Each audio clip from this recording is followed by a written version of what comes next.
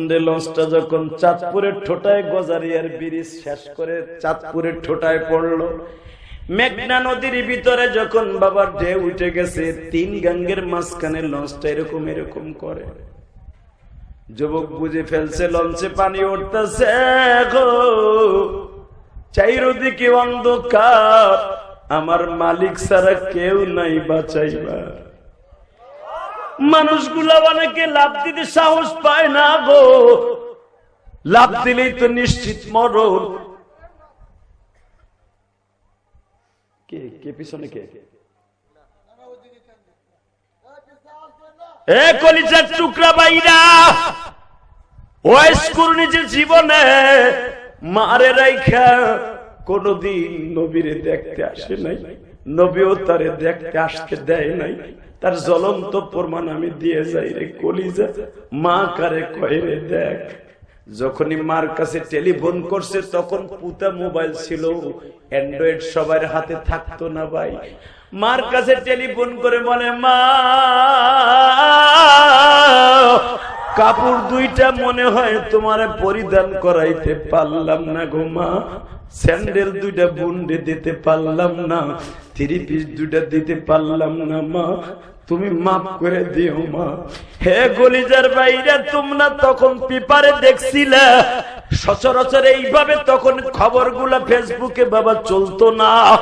পরের দিন পেপারে আসছিল, মা দৌড়ায় আসিয়া চাঁদপুর ঠোঁটায় বাবা, সখীপুরের চাঁদপুরের ঠোঁটায় ফেরিঘাটে লাফ দিয়া নদীর মধ্যে নেমে চিল্লাইছিল আর বলছিল, বাবা রে বাবা, তুই কোন নদীতে লঞ্চ ডুবতাছ, একবার আমার মানুষগুলা টাইনা উঠায় আর বলে, তুমি কি পাগল? তোমার ছেলে কোন জায়গায় ডুবে আর তুমি কোথায় ডুবে মরতে চাও? আমি যাই দেখি আমার পাগল কোথায় আছে। বাজান রে, ঠিক লঞ্চটা ডোবার 1 মিনিট আগে আবার ফোন দিছে, মা বিদায় দাও গো মা, মা দেখা হবে কিয়ামতের ময়দানে।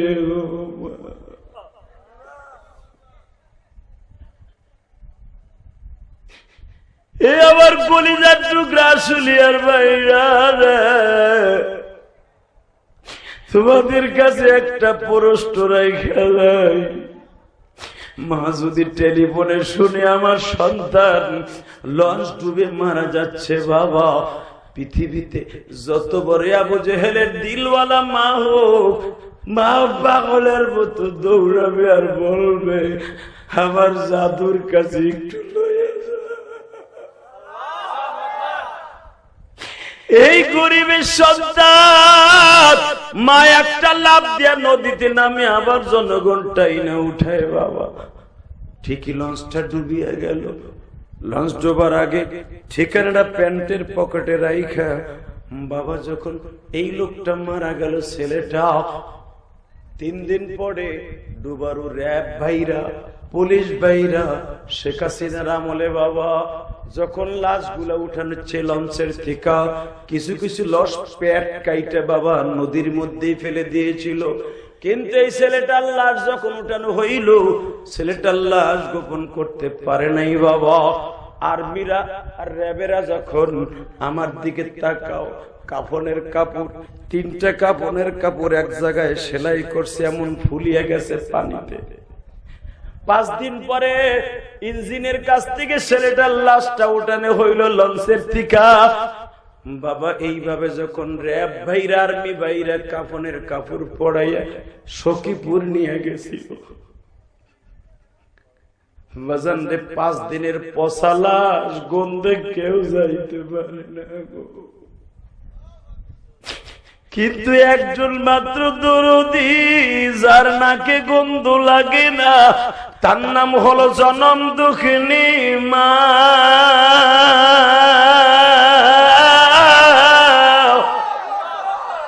ইতিহাস, বাংলাদেশের ইতিহাস মনে রাখবো।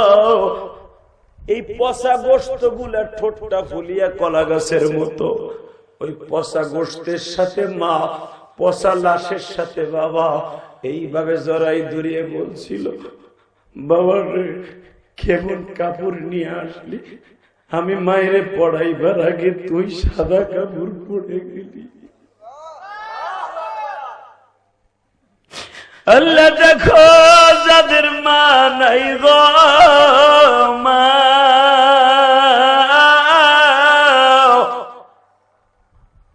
মায়ের চাইতে দরদে কেউ নাই, সব ভাই জানে আল্লাহ। ভাই এই লঞ্চ দুবার 21 দিনের মাথায় আমি গেছিলাম সখীপুর ওয়াজে। চাঁদপুরের ঠোঁটা দিয়ে নোয়াখালী ওয়াজ করে যখন ফেরিতে গাড়িটা পার করি, এই চোখ দিয়ে দেখছি যে মায়ের সন্তানটা মারা গেছিল, দেখে আমার ওই মাটা ফেরিঘাটে ল্যাংটা হয়ে নাচতেছে। ওয়াজ কমিটির যুবক আমারে বলে, হুজুর আপনার ওয়াজের লেগে সুবিধে, এই মহিলাকে জানেন কে? এর গায়ে কেউ কাপড় দিতে পারে না। ওই দেখেন একটা পেটিকোট পরা আর একটা ছায়া পড়া, ওরাও মাঝে মাঝে খুলে ফেলে। কেন খুলে? হুজুর ওই ছেলেটা মরার পরে ওর মা একটা চিৎকার দিয়ে জীবনের তরে পাগল হয়ে যায়। ডাক্তার বলেছে মৃত্যুর আগ পর্যন্ত আর কোনোদিন ভালো। সে বলি এর ভাইরা, যেই মা সন্তানের মৃত্যুর কথা শুনে পাগল হয়ে যায়, এই সন্তান যদি মায়েরে মারে, মায়েরে জবাই দেয়, মায়েরে যদি বাত না দেয়, ওর দুনিয়াও শেষ, আখিরাতও শেষ। কথা বলস না কেন? ওয়াদা দিবি? জীবন যা কার থাকে। ইলিয়াস রহমান জিহাদি তার মায়ের একটা ওসিয়াত পালন করতে যাইয়া কোটি কোটি টাকা আল্লাহর রাস্তায় দান করেছে। আমার গ্রামের বাড়ি 3 কোটি টাকা খরচ করে একটা মহিলা মাদ্রাসা করতেছে। আমার গ্রামের বাড়ি যেখানে আমার মা শুয়ে আছে, মসজিদের কাজ ধরছি, ওখানে দিছি 13 লাখ। কেন বলে যাই? নাম ফুটাবার জন্য না, আল্লাহর কসম, শুধু তোমাদের বুঝ দেওয়ার জন্য। কারণ আমি ছেলে মেয়ের জন্য বাড়ি গাড়ি করছি, আর আমার মায়ের জন্য মসজিদ মাদ্রাসা করছি। কারণ আমার মা আমারে 12 বছর বয়সে রাইখে চলে গেছে। আমার মায়ের দোয়ার খাতির আজকে আমি ইলিয়াস রহমান জিহাদি, মায়ের দোয়ার খাতির আজকে এই ভাই টাকাওয়ালা, ওই বাবাজি সম্মানের মালিক, আজকে এই সভাপতি, আজকে মায়ের দোয়ায়। তুই একদিন সম্মানের মালিক হবি, এই চেয়ারের সভাপতি হবি, মসজিদ মাদ্রাসা বানাইতে পারবি যদি মায়ের দোয়া অ্যাকাউন্টে থাকে। গত পরশু দিন, তার আগের দিন তোমরা দেখছো মাদারীপুর 1 আসন শিবচরের যে লোকটার নমিনেশন আবার ছিনাই নেওয়া হয়েছে, কামাল জামান। আমি ওয়াজে ছিলাম, আমার পাশে এরকম বসেছিল 2 ঘন্টা, অনেক কাঁদছে মায়ের জন্য। সে আমার মসজিদে 25,000 টাকা দিয়ে দোয়া আছে যে ওদের কালকে নমিনেশন পেপার বিতর হবে, আপনি আমার লেগে দোয়া করেন। দোয়া করলাম, নমিনেশন পাইলো, বেটা আবার উল্টা পাল্টা কি কইলো, আবার নিয়ে নিয়েছে। 30টা সেকেন্ডে দীপ্ত কণ্ঠে আবার শুনতে চাই, সম্মান দেওয়ার মালিককে, নেয়ার মালিককে। ওই সন্তানটা কোনোদিন অসম্মানী হবে না পৃথিবীতে। আই ক্যাম চ্যালেঞ্জ, যার অ্যাকাউন্টে মায়ের দোয়া আছে, যার অ্যাকাউন্টে বাবার দোয়া আছে। হয় আমি তোদের কাছে একটা ওয়াদা করে, আমার সাথে ওয়াদা করছ, মোনাজাত না করে যাবি না। তোর জন্য দোয়া করার আগে মাল লেগে দোয়া করবি আগে। মা কোনোদিন নিজের জন্য আগে দোয়া করে না, সন্তানের জন্য দোয়া করে আগে। তুই মাল লেগে দোয়া করবি না ভাই? দাড়ি পাকা বাজান করবেন না যাদের মা নাই। যদি করতে চান, ইলিয়াস রহমান জিহাদি 2011 সালে যখন আমার আব্বা আমার সাথে হজের সফরে ছিল, আলহামদুলিল্লাহ বলেন, আল্লাহ এই পর্যন্ত আমাকে 21 বার মক্কা মদিনা নিছে। আমার মাথায় যে চুল দেখতেছেন, এটা মক্কা মদিনার থেকে কাটা। আমি শুরুতেই বলেছি, আমি আর চুলে বেলেটও লাগাই নাই, কেসিও লাগাই নাই, এইভাবেই আছে। 40 দিন হয় নাই। মারহাবা বলেন। 2011 সালে আমার আব্বাকে নিয়ে হজ করছি, কাবা ঘরের সামনে খাড়া করাইয়া স্বর্ণের দরজার সামনে দাঁড় করাই বলছিলাম, আব্বা আপনি আমার 2টা জিনিস দিবেন। কি? 1 নম্বরে দিবেন আপনি আমার মায়ের মাফ করবেন। কারণ কোন স্বামী যদি তার স্ত্রীকে মাফ না করে, পৃথিবীতে কোনোদিনও স্ত্রী জান্নাতে যাবে না। সে যত বড় ইবাদত করে রাবিয়া বসরি হোক, স্বামী মাফ না করলে কোনোদিন ওই বিটি জান্নাতে যাবে না। তাহলে আমি যতই দোয়া করি, বাবা কাম হইব না, আপনি আমার মায়ের আগে মাফ করেন। কাবা ঘরের সামনে তো দোয়া কবুল হওয়ার জায়গা। কষ্ট হইতেছে আপনাদের? 2টা মিনিট, 2 ঘন্টার আলোচনা হয়ে গেছে। শুধু আমার দিক তাকায় বলবেন, জমিনের মালিক কে? আল্লাহ আছে না? দেখবে এবার মায়ের পাগল বাপের পাগল কয়জন। কত কোটি টাকার মালিক হইতেছে যুবক, বাবার দোয়াটা অ্যাকাউন্টে লয়ে এলো। তোর টাকা খোঁজা লাগবে না, টাকা তোর পিছনে খুঁজবে যে আমাদের মতো। এই ওয়াজ আমি নাই নিতে চাই নাই, কিন্তু আমি কিন্তু বলছিলাম মনুষ্লাম শরীয়তপুরে আমি ওখানে যাব না, নেন না, আমার সাথে কথা হয়ে গেছে, নিছি, আসছি। বাংলাদেশের অধিকাংশ জায়গায় আমি যাই না, টাকায় আমারে খুঁজে, আমি টাকারে খুঁজি না। এটা আমার মায়ের দোয়া, আলহামদুলিল্লাহ বলতে পারলো না? টাকা ওইদিকে। আমার আব্বাকে কাবা ঘরের সামনে দাঁড় করে বললাম, আমার মারে আগে মাফ করে দিলাম, তোমার মায়ের মাফ করে। ও আমার মায়ের মাফ করছে, আপনার ভালো লাগলো না? আমি আবার বলছি, আমার আব্বা ডাইরেক্ট বললো কাবা ঘরের দরজার সামনে, স্বর্ণের দরজার সামনে, কাবা ঘরের স্বর্ণের দরজার মধ্যে 182 কেজি স্বর্ণ আছে। ওই দরজার সামনে ডাইরেক্ট দোয়া কবুল হয়, ওটা দোয়া কবুল হওয়ার স্টেডিয়াম। আমার আব্বা বলল, আল্লাহ আমি ইলিয়াসের মায়ের মাফ করে দিছি, তুমি ওর মায়ের মাফ করে দাও। 2 নম্বরে, আব্বা আমি আপনার বুকের সাথে বুক নিয়ে পাও দুটো ধরছি, আপনি আমার কিছু দেন। আমি জানি আমার আব্বা কিছু কইলি, এখন কবুল।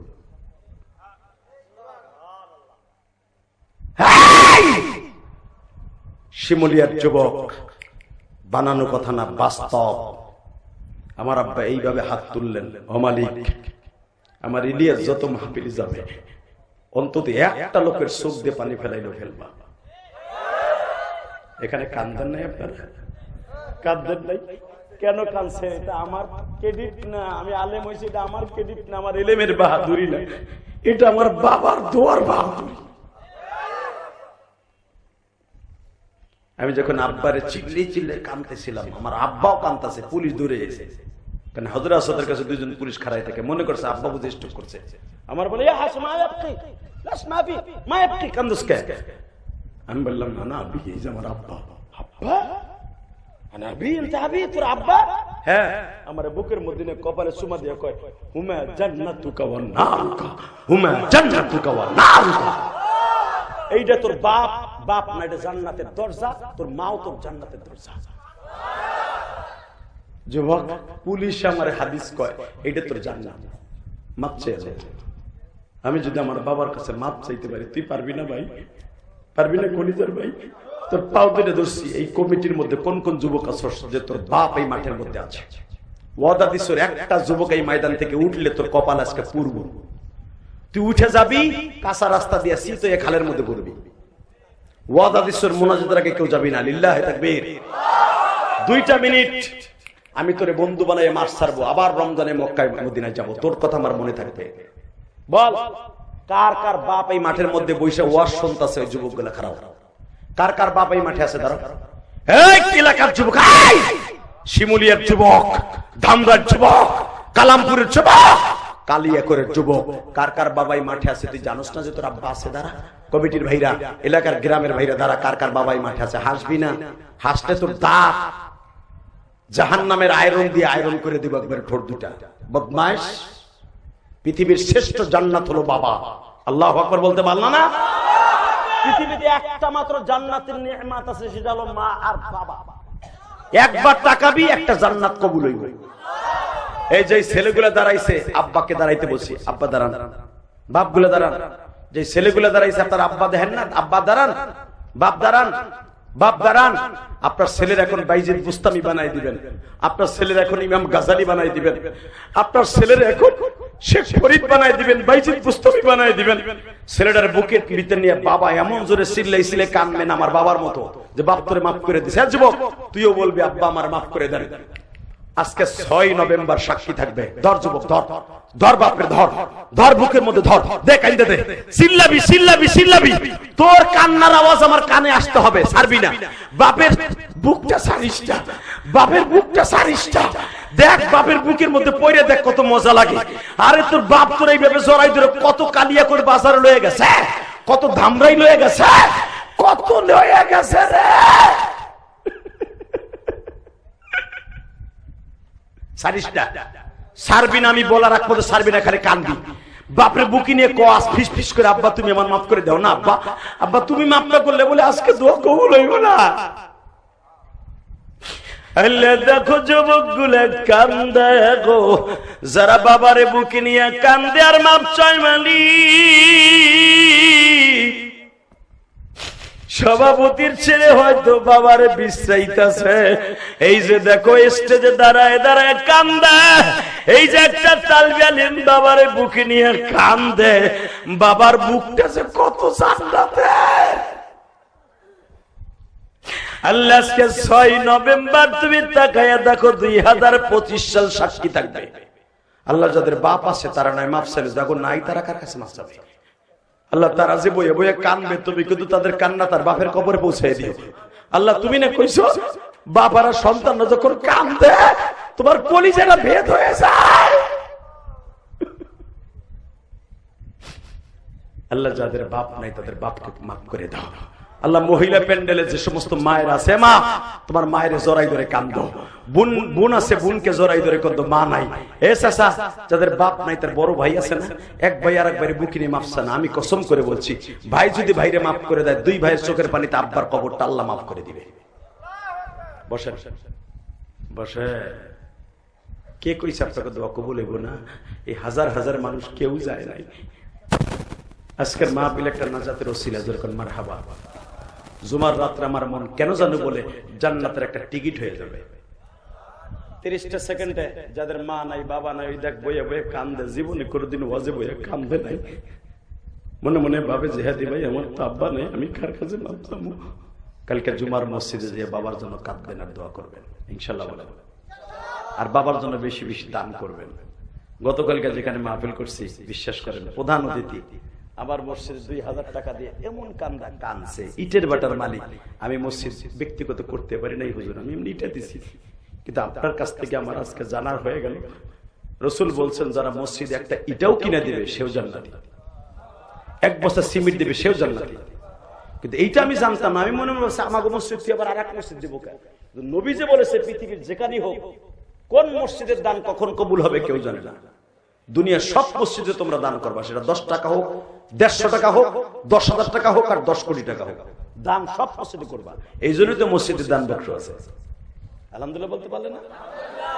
হুজুর আপনি আমার মসজিদ দিলাম আর এই মসজিদ আমি 1 লাখ টাকা দিয়ে গেলাম, আলহামদুলিল্লাহ বলে। 30টা সেকেন্ড আমি বলবো, কেউ উঠবেন না, আমি আপনার বন্ধু বানাবো। এই মসজিদের কাজ চলতেছে, আমার মসজিদের কাজ চলতেছে, আমার মসজিদের দেন বানা দেন, দেন লাগবো না, দোয়া করবেন। এখানে শুধু একটা পাগল 5টা লোক, আমি বলবো বাপ হারা মা হারা, আমি 5 জন আল্লাহর বান্দার মধ্যে প্রথম একজন যদি আমি বন্ধু বানাবো, আল্লাহ যেন আপনার কোটি কোটি টাকার মালিক বানায় দেয়।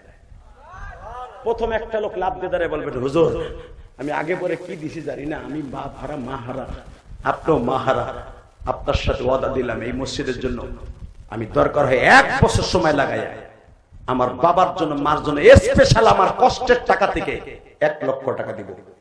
1 মিনিটে যে দাঁড়াবেন আমি দোয়া করে দিয়ে যাবো, আল্লাহ যেন কিয়ামতের মাঠে আমার আপনার বন্ধু বানায় দেয়।